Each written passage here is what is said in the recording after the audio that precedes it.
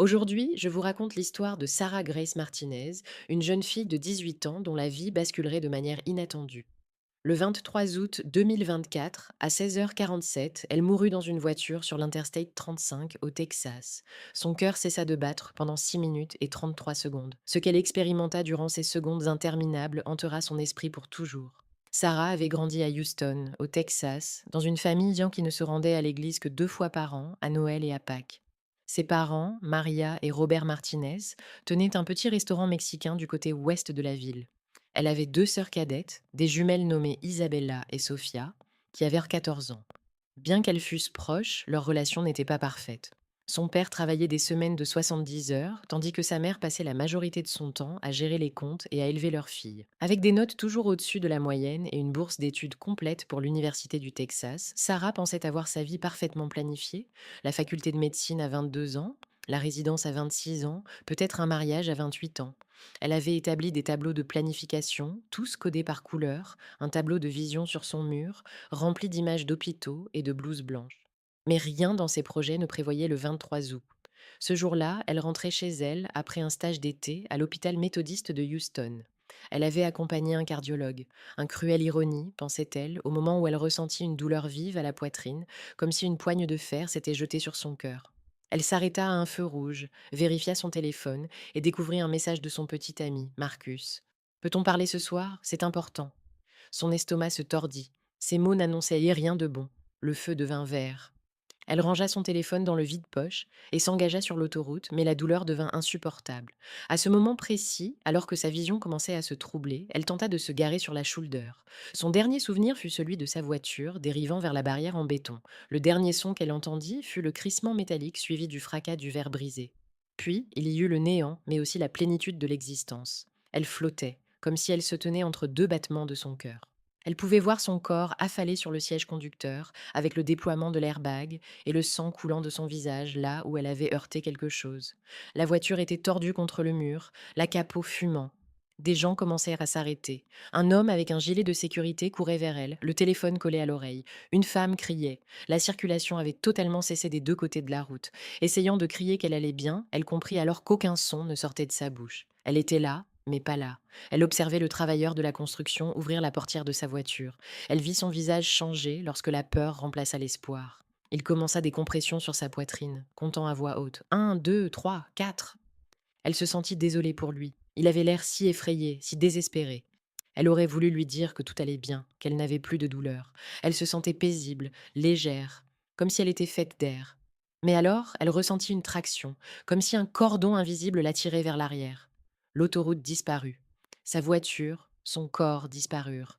Tout devint noir, mais ce n'était pas une obscurité terrifiante. C'était chaleureux, comme être enveloppé dans la plus douce des couvertures. Elle se déplaça à travers ce qui ressemblait à un tunnel, fait de lumière, une lumière dorée qui pulsa comme un battement de cœur. Les voix résonnaient tout autour d'elle, des milliers de voix, des millions. Certaines chantaient, d'autres pleuraient, d'autres encore priaient, mais une voix se distinguait au milieu de toutes celles-ci. Sarah. Elle s'arrêta de bouger. Le tunnel s'ouvrit sur un spectacle indescriptible. Elle était saisie par l'immensité d'une beauté qu'elle ne pouvait même pas décrire. L'univers tout entier semblait vibrer de lumière, une lumière qui n'était ni douloureuse ni aveuglante, mais qui était douce, apaisante. Là, se tenant au centre de tout cela, se tenait Jésus. Il ressemblait aux peintures des églises, mais aussi à quelque chose de profondément familier. Il était grand, avec des cheveux sombres et une peau d'olive. Ses yeux étaient d'un mélange de miel et d'éclairs, des yeux chaleureux, puissants, doux, mais aussi intenses. Quand il la regarda, elle eut l'impression qu'il voyait tout en elle, chaque mensonge, chaque moment de cruauté, chaque secret douloureux. Mais au lieu de jugement, elle ressentit une vague d'amour, un amour pur, complet et écrasant. Sans plan, elle tomba à genoux. Les larmes affluèrent sur son visage. Je suis désolée, je suis tellement désolée, murmura-t-elle. J'ai gaspillé tant de temps. Jésus s'agenouilla à côté d'elle et posa sa main sur son épaule. Ce toucher lui procura une chaleur rassérénante, comme si chaque blessure à l'intérieur d'elle se refermait instantanément. Sarah, dit-il avec une voix qui combinait la force d'un tonnerre et la douceur d'un murmure. Ma fille bien-aimée, tu es vue, tu es connue, tu es aimée. À ce moment précis, Sarah pouvait à peine comprendre l'ampleur de ce qui se déroulait. La violence de son retour à la réalité était imminente. Si vous regardez ceci, d'où venez-vous? Que ressentez-vous en entendant l'histoire de Sarah? Elle, qui a entrevu un monde rempli d'amour et de lumière, va bientôt devoir retourner dans une réalité faite de douleur et d'incertitude. Ces mots, sa confession, sont bien plus que simples récits. Ils sont un appel à agir, à se préparer avant l'inévitable. Son esprit flottait toujours entre les dimensions, bercé par une sensation indescriptible de paix et d'amour. Alors qu'elle se tenait aux côtés de Jésus, une lumière douce l'entourait, chaleureuse et protectrice. Jésus se tenait devant elle, toujours aussi majestueux, ses yeux couleur de miel, mêlés d'éclairs, la regardait avec une intensité qui l'illuminait de l'intérieur. Son regard était à la fois tendre et perçant, comme s'il voyait à travers chaque recoin de son âme. Am I dead demanda-t-elle, une question lourde de sens qui pesait sur son cœur. Il lui sourit, un sourire brillant qui semblait contenir des galaxies. Ta chair est entre deux mondes, ton cœur s'est arrêté. Mais je t'ai appelé ici parce que j'ai quelque chose à te montrer, quelque chose que le monde doit connaître. Les mots résonnaient en elle comme une mélodie douce et puissante en même temps. Elle avait toujours ressenti que sa vie n'était qu'une simple existence, mais Jésus venait de lui indiquer qu'elle avait un rôle bien plus grand, même si elle ne le percevait pas encore. Pourquoi moi chuchota-t-elle, son cœur battant de doute et d'espoir. Je ne suis personne de spécial, je croyais à peine en toi.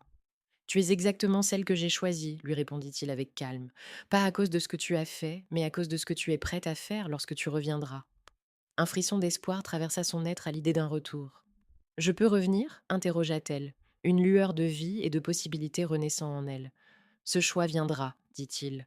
Mais d'abord, tu dois voir, tu dois comprendre, tu dois te souvenir. Il tendit la main vers elle. Quand leurs mains se touchèrent, une énergie vive et pétillante circula entre eux, quelque chose de vivant, de pulsa des tours, créant un lien sacré. Jésus la guida vers une sorte de bord, où ce qui semblait être des nuages devint solide sous leurs pieds. Ce que tu es sur le point de voir sera difficile, expliqua-t-il. 3 événements vont survenir avant l'année 2030, pas comme une punition, mais comme les conséquences des choix de l'humanité. Je te montre ces choses non pas pour créer la peur, mais pour préparer les cœurs, pour donner de l'espoir dans ce qui semble désespéré. Les nuages sous eux devinrent transparents, révélant la terre en dessous, magnifique et fragile. Regarde attentivement, lui dit-il, et mémorise tout. L'image de la planète tourna lentement, se dévoilant avec ses côtes pétillantes. Miami, New York, Mumbai, Jakarta, Tokyo, des villes qui avaient façonné son existence.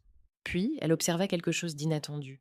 La mer commença à se soulever, lentement au début, l'eau grimpant un peu plus haut que la normale. Les plages disparaissèrent par petits morceaux, mais bientôt, la situation s'accéléra.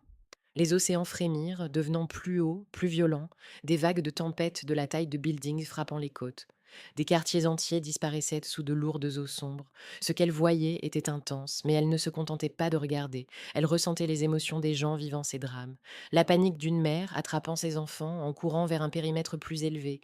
Le désespoir d'un vieil homme voyant son foyer de 50 ans englouti. La terreur de milliers de personnes piégées dans des sous-sols inondés. Stop s'écria-t-elle, les larmes aux yeux. S'il te plaît, je ne peux pas voir ça. Jésus lui serra la main et lui dit doucement: Continue de regarder, Sarah. Ne détourne pas le regard de la douleur, mais ne manque pas non plus ce qui vient ensuite. Et cela arriva. La beauté au cœur de l'horreur se révéla. Dans une mosquée à Jakarta, les portes s'ouvrirent pour accueillir des familles hindoues et chrétiennes sans hésitation. À Miami, une méga-church devint un abri pour des milliers de personnes, un pasteur et des imams travaillant main dans la main pour nourrir ceux dans le besoin. À New York, elle vit un banquier de Wall Street prêter son yacht pour sauver des personnes âgées. À Lagos, des enfants partagèrent leur nourriture avec des étrangers. Création grogne, dit Jésus calmement. La terre crie des blessures infligées par l'humanité. Les images se succédaient, chaque événement encore plus puissant que le précédent. Ceux qui ont été ennemis se soudront dans l'épreuve. De grandes crises approchent. Les images envoûtantes continuèrent de se succéder, révélant des jours sombres. Les systèmes adorés par les hommes vont échouer, annonça Jésus, son ton prenant une gravité sérieuse. En mars 2028, des échecs en cascade de réseaux éclateront. Tempêtes solaires, effondrement des infrastructures, cyberattaques, tout en même temps. Les horizons des grandes cités tombèrent dans l'obscurité, les carrosseries s'immobilisèrent et la panique grandit. Elle le sentit au plus profond d'elle-même, l'angoisse, les pleurs. Les premiers jours de ce noir pesant apportèrent des rapines, de la violence et la peur. Comment arrêter cela lui implora-t-elle avec désespoir. Tu ne peux pas l'arrêter, lui répondit-il, mais tu peux choisir l'amour plutôt que la peur. Pendant un instant, un rayon d'espoir traversa la tempête émotionnelle dans laquelle elle était enroulée. Des individus devenaient des phares de lumière. Une femme, à Chicago, qui, n'ayant pas parlé à ses voisins depuis des années, sortit sur le porche pour demander si quelqu'un avait besoin de nourriture. Cette simple action de partage fut comme une vague, éveillant des communautés entières. Les images continuaient d'apparaître et Jésus prenait soin de lui expliquer ce qu'il voyait.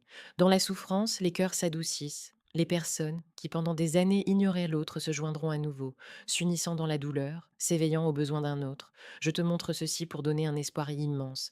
Même laissée avec quelques fragments de lumière, l'humanité choisit la compassion. Il laissa la vision se dissiper, puis tenta d'élargir son visage vers ce qui paraissait venir encore. Une nouvelle ombre surgit, la terreur se amplifia. À nouveau, elle vit des hôpitaux surchargés de gens souffrant de symptômes terrifiants. Une nouvelle pathologie émergera en fin 2029, déclara Jésus pesamment, sa voix marquée par la tristesse. Elle commencera en Afrique centrale. Des images glaçantes l'envahirent, mettant en scène des mesures gouvernementales extrêmes. Mais souffrant, elle ressentit ce qu'il appelait le travail de l'ennemi. Une présence obscure noyait les âmes dans la peur, cherchant à diviser l'humanité, à l'éloigner de l'amour et de Dieu.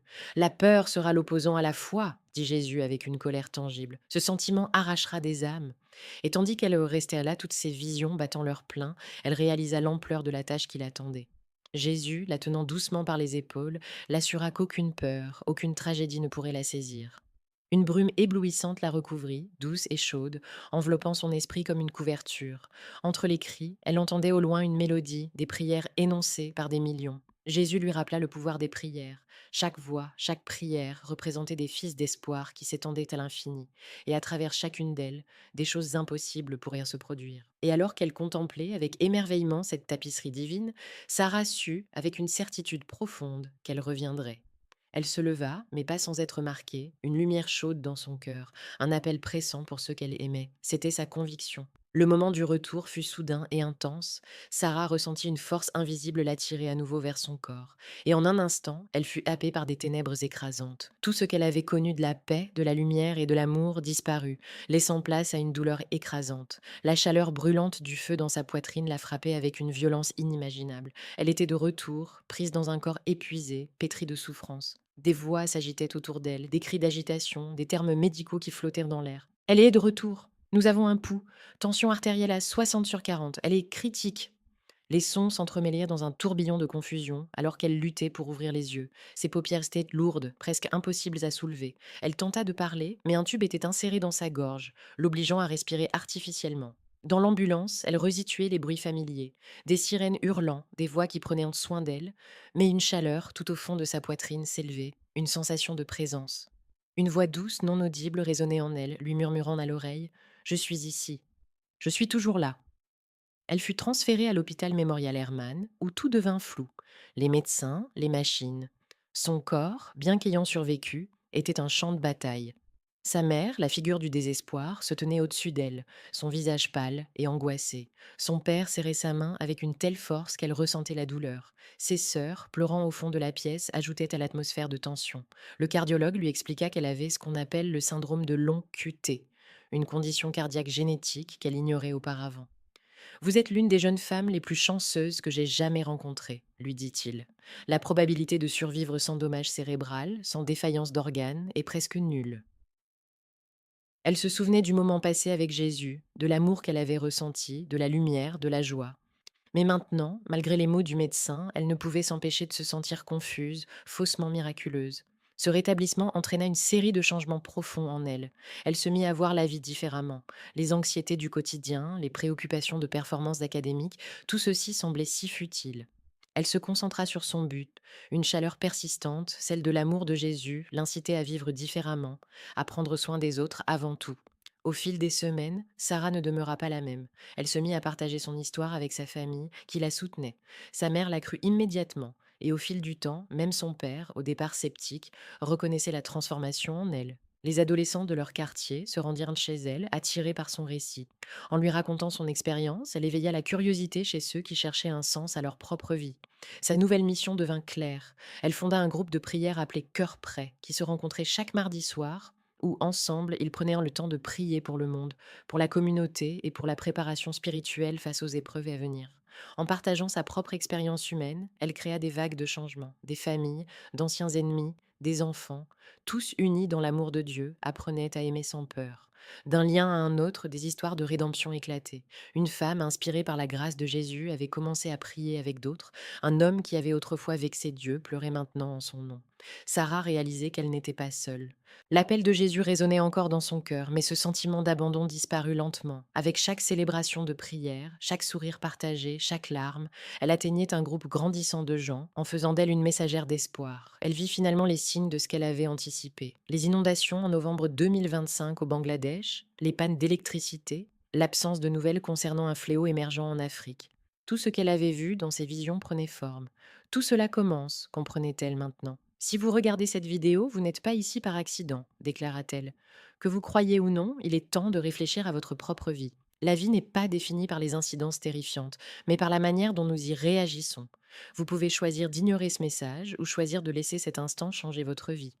Elle invita chaque spectateur, chaque auditeur à envisager un changement, à se tourner vers l'amour, à s'immerger dans la prière, à établir des liens communautaires et à préparer leur cœur. Elle exhorta à mener une vie d'amour, un appel à aimer Dieu et à aimer les autres, même lorsque cela était difficile. Choisissez l'amour, conclut-elle. Ne laissez pas la peur vous diriger. Dans les moments de crise, soyez celui qui aide les autres à traverser. Choisissez Jésus. Elle savait, avec une certitude qu'elle n'avait jamais vraiment possédée avant, que l'amour vaincra toujours, toujours.